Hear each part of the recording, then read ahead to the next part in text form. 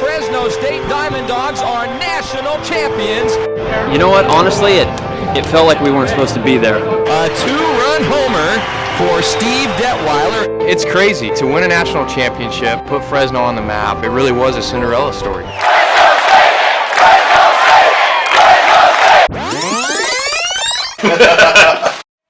There wasn't superstars on that team. There was a couple guys who had superstar seasons, but they weren't superstars. Those guys were great team players who trusted each other. If the NCAA baseball tournament seeded teams as done in basketball for March Madness, the 2008 Fresno State baseball team might have been one of the lowest seeded schools in a 64-team tournament. A dreaded 16th seed, which 99.99% of the time in men's basketball has meant a quick exit. You know, everybody didn't think we were supposed to be there. Everybody looked past us.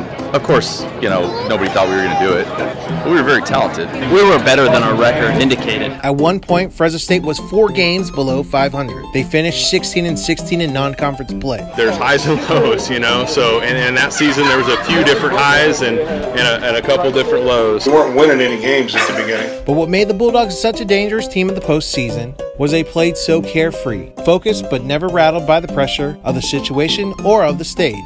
Our guys, we were playing so loose. We were such a close group of guys, and we're just relaxed, enjoying the moment. Our game was just have fun. This is the team that was having such a good time, they reintroduced the skullet haircut to the rest of the nation. Told the guys, when we go to regionals, cut a mullet, then it kind of grew into its own cult following after that. That thing was ugly, beautiful ugly. It also helped that the team had some star power, maybe not eventual major league star power, but a collection of good college players. Some who dabbled a little in the pros, a few who even reached the majors. We had good starting pitching, we had a good back-end bullpen, and then we had a lot of guys with a lot of talent. Do I think we could have won the College World Series? I don't know. I'm not going to say that. But when it came to their most highly regarded prospect at the time, Bulldogs ace Tanner Scheppers had to miss the entire postseason after suffering a shoulder injury late in the year. Tanner going down was a huge blow. On paper, he was the guy that we relied on. You take this big, beautiful first-round piece out, what are you going to do about it? Pout about it? We had to deal with it, and we had to get over it quick. That made Fresno State even bigger underdogs. Just we embraced the underdog thing, and we're just like, yeah, that's us. Let's do it. Like, we had no fear. You just got to get to the next man up. We had Justin Wilson, Clayton Allison, with Justin Miller. We had some great ball players. To come say that we're freaking out, it's not true. So off they went to Long Beach, a 4-team regional that featured 3 teams that were nationally ranked. Fresno State was the only unranked team there. The Bulldogs survived. A win against then number 11 Long Beach State, a win against then number 6 San Diego, a loss to San Diego, but another win against San Diego to clinch the regional. When you go back and look now, USD's best team ever, probably Cal's right up there with their best teams ever. And the Long Beach team, that might be the best Long Beach team Long Beach has ever had. That was one of the best regionals maybe in the last 25 years or longer. That set up a super regional matchup at Arizona State, the number 3 team in the country, at Packard Stadium in Tempe, Arizona, where the Sun Devils had lost just twice in 41 games. Fresno State had the task of winning 2 games there. I think it got pretty real in Arizona. Look at their lineup. Look at that first-round draft pick. First day when we took BP at Arizona State, Our bus dropped us off from the hotel, and we walked into the stadium, and they were all taking batting practice. I'm not exaggerating, they hit more balls out of the ballpark in BP than we hit out the entire year in BP. And I swear, every 7 of 10 balls that those guys were taking batting practice off were outside of the stadium off the center field batter's eye. I don't know how they were paying for baseballs. We're going through the lineup with Coach Curtis going, how are we going to get these guys out? They had a dynamite lineup and 4 or 5 first-rounders. Mike Leake, Syke Davis, Brett Wallace, Jason Kipnis. If they're not in the big leagues now, they were in the big leagues at some point. We knew we were in for a rough weekend. There wasn't a lineup that was a whole lot better.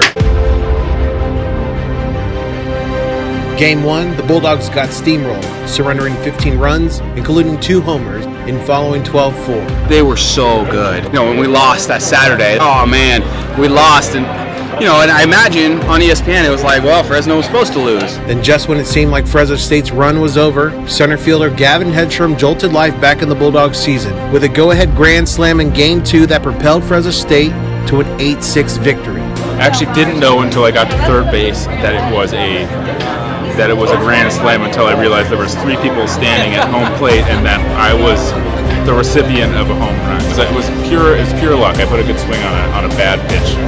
Really, that was it. I mean, the grand slam he hits at Arizona State is maybe the biggest hit of the whole run. You feeling pretty confident during that at bat, or was it Negative. No, I was 0-2.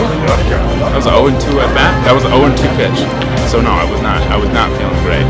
For Game 3, Fresno State had to beat Arizona State at its own game and outslug the Sun Devils. ASU amassed 13 hits and 9 runs.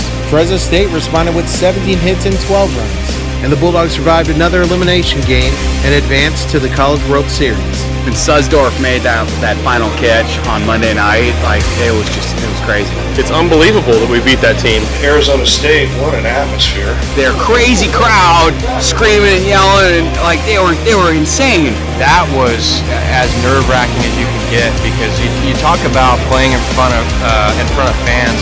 Those guys were ruthless. They were angry and loud. They're right on top of you. That's the best feeling of my life, beating that team after knowing that their fans and their players and their family had already bought tickets to go to Omaha, Nebraska, knowing that they had beaten us already, seeing the look on their face, knowing that they had to go home and try to get a refund on their money was the best feeling I'll ever have.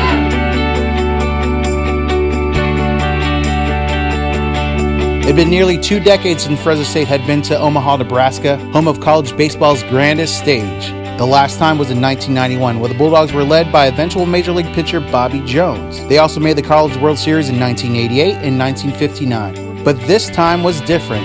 This time, the Bulldogs had become a clear underdog of the 18 double elimination bracket at Rosenblatt Stadium, and the locals quickly fell in love with the Dogs. When we would make a play compared to one of the other games when somebody would make a play, it was 3 times as loud. Everybody goes nuts. They took us as their team throughout that run, and that was really special. It was kind of a dream come true, but also kind of almost a fantasy at the same time. You can't do anything but want to compete at the highest level because of the stage you're at. Though Fresno State wasn't a College World Series regular, like other teams in the field, which included Miami, Stanford, and Louisiana State, the Bulldogs suddenly felt like they belonged on the big stage too. We were feeling pretty confident after beating ASU. We were hot right at the right time. Their confidence was on full display in their first College World Series game against Rice, their former Western Athletic Conference rival. Fresno State went yard 4 times and thumped Rice and Conference USA Pitcher of the Year Ryan Berry for a 17-5 victory. Danny Muno, the freshman leadoff hitter, finished with 5 RBIs. That right there told us, okay, we have every right to be here and compete and win this thing. Fresno State found itself playing North Carolina, the number 2 overall seed, for the next 3 games. Bulldogs fans in Omaha, meanwhile, found themselves searching for more clothing because of the extended stay. We ended up buying quite a bit of clothing because I didn't know how much to pack, and you could be there for 2 days or 3 weeks. Even Bulldog players were surprised by how long they lasted at the College World Series. I remember talking to my parents, being like, we're just here for the food, here for the barbecue. We were, and we ended up being there for like 3 weeks. Against North Carolina, second baseman Eric Wetzel, third baseman Tommy Mendonça, left fielder Steve Susdorf, and closer Brandon Burke all provided clutch performances. Eventually, Fresno State prevailed and moved on to the national championship, a best-of-3 series against the Georgia Bulldogs. I had heard of Fresno, California, but probably not Fresno State in terms of being a baseball school.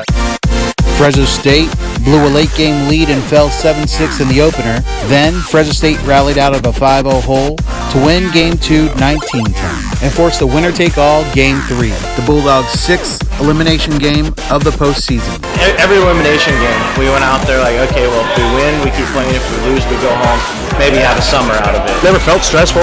At one point, it was always free and having fun, and it was always, those last 6 games, it might be the last time you're with those guys. And with ace Justin Wilson well rested and taking the mound for the Bulldogs, Fresno State cruised in the championship. One of those middle innings, Wilson struck out at the last hitter of the inning, and I knew at that moment, we're going to do this.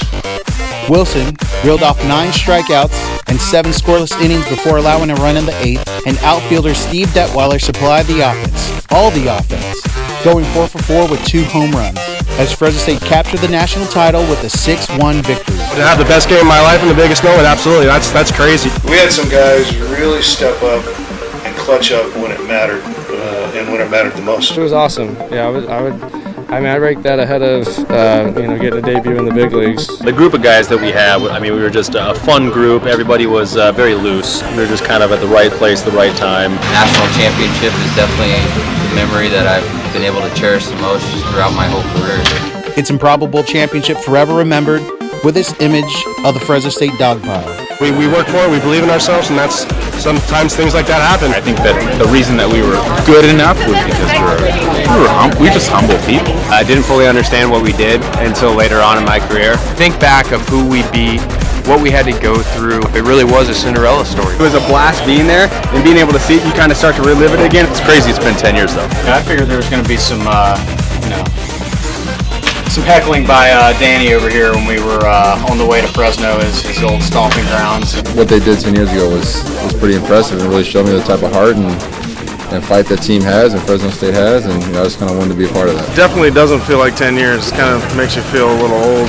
You know what? Honestly, it felt like we weren't supposed to be there. Life's changed so much, so it's been a blessed 10 years. It was a huge thing for Valley, huge thing. It still is a huge thing. We ended on the pinnacle, we ended as top as you could be. So that's what the ultimate goal was, and that's what we'll always remember. Underdogs to Wonderdogs, whatever they call it.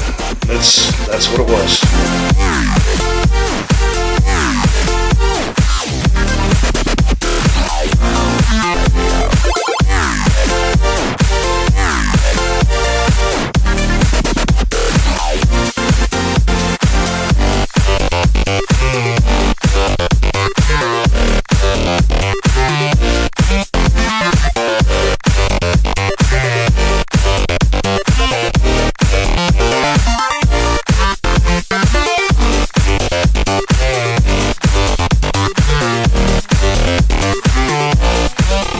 People ask me all the time, what was the biggest lesson that you learned from that run? And it's the power of trust.